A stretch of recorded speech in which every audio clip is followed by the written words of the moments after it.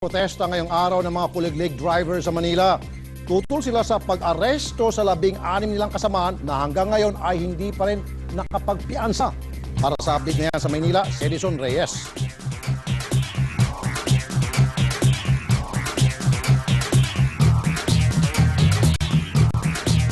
Rafi, matapos nga nating sundan ang rally ng ilang militanteng grupo kasama ang ilang kuliglig drivers, dito na tayo ngayon huminto sa harapan mismo ng Manila Police District kung saan nakakulong pa rin ang 16 na kuliglig drivers matapos nga ang madugong rally nila noong nakaraang Miyerkules. Pero Rafi, kung makikita nyo sa aking likuran, patuloy naman ang paglilinis ng MPD kung saan itong bahagi na ito ang binandalismuhan ng mga realista noong Miyerkules. Pero Rafi, kanina lulan ng kuliglig simula pa Plaza Salamanca.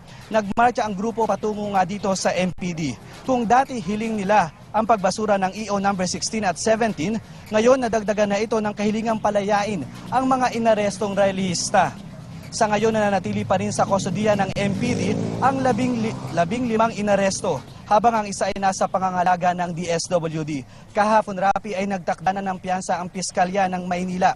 12,200 pesos kada tao ang piyansa para sa dalawang kaso na isinampa. Kapag hindi nabayad ngayon, sa kulungan na magpapalipas ng weekend ang mainaresto. Rapi, sa kabilangan ng kaliwat kanang protesta, ay hindi naman natitinag ang City Hall maging si Mayor Lim, kung saan nga kanina inatsyempohan natin na patuloy pa rin ang operasyon nila laban sa mga kuliglig. At yan muna ang pinakahuling balita live mula dito sa MPD. Rafi. Thank you, Edison Reyes. Isinumiti na ng mga abogado ni Willie Revillame sa Makati Regional Trial Court ang dokumentong nagpapatunay umano na may koneksyon daw ang judge na humahawak sa copyright infringement case sa law firm na humawak naman sa ABS-CBN.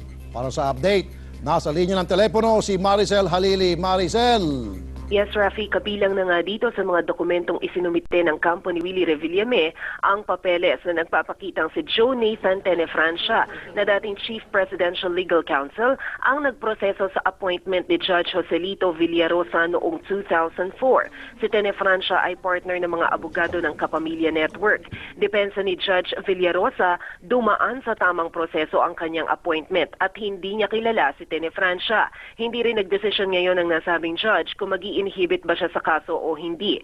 Matapos ito, nag-proceed na sa pagdinig kung ipapatigil ba ang pag-ere ng Willing Willie. Pinaupo sa witness stand ang dating business unit manager ng Wawawi na si Miss Malu Almaden.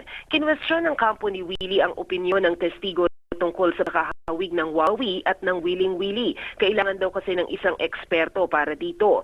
Sinubukan din ng kampo ni Willie na harangin ang pagpapalabas ng 8 episodes ng Wawawi sa korte dahil hindi raw master copy ang dala ng kampo ng ABS-CBN. Pero giit ng abogado ng ABS na si Attorney Bienvenido Sumera, authentic naman ang mga kopya nila.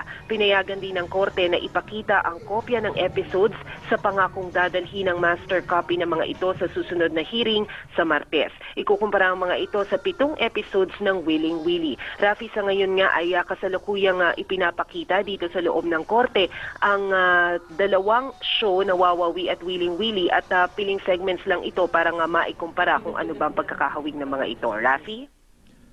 Salamat, Maricel Halili. Narito ang iba pang balita ngayong araw.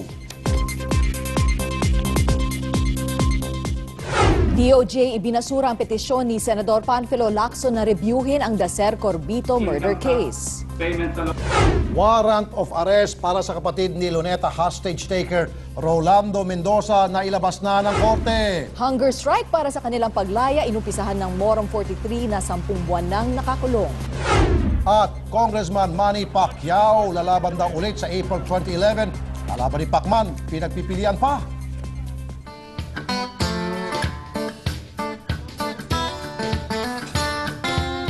Kwentong kakaiba na po tayo. Okay. Isang giant Christmas tree ang bubuksan ngayong araw sa France. Pero hindi gawa ang tree sa plastic, kundi sa dark chocolate. Ay, gusto ko to.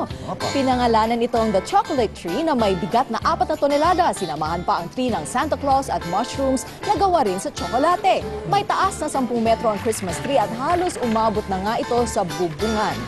Pwedeng kumain ang publiko ng tsokolate mula sa nasabing tree, pero kailangan nilang magbigay ng donasyon para sa mga may sakit na myopathy na isang muscular disease. Yan ang gusto ko ng Christmas tree na pwedeng kainin. Hindi pwede rito sa atin yan. Bakit? Pag nilagay mo yan, alam mo, sa magmamelt lunita. na. Hindi, dudumugin yan. Oo naman. Ay, at least diba share. Magbabaon pa, ibubulsa pa yung chocolate. Kung ice cream nga, binubulsa eh.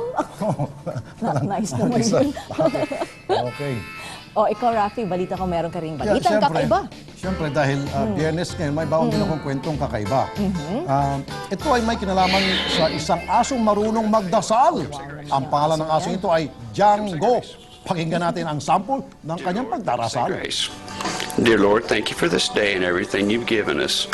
Father, I do ask a special prayer that you help me to not chase the neighbor's cat and to listen to my master whenever he asks me to do something.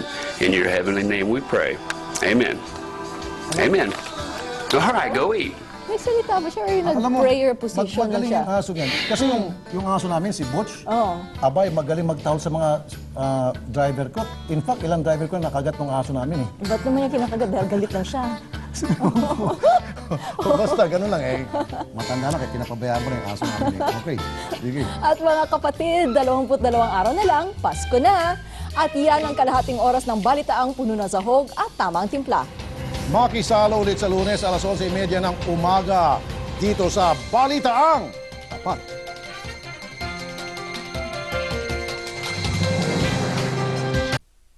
Friday!